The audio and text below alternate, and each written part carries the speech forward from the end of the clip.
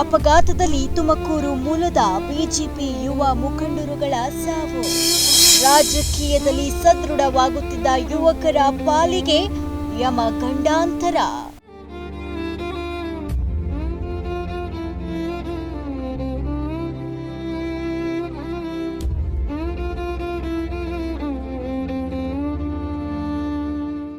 ಆಂಧ್ರ ಪ್ರದೇಶದ ಕಡೆಗೆ ಪ್ರವಾಸಕ್ಕೆ ತೆರಳಿದ್ದ ತುಮಕೂರಿನ ಮೂವರು ಕಾರು ಅಪಘಾತದಲ್ಲಿ ಮೃತಪಟ್ಟಿರುವ ಘಟನೆ ಆಂಧ್ರದ ಕರ್ನೂಲ್ ಬಳಿ ನಡೆದಿದೆ.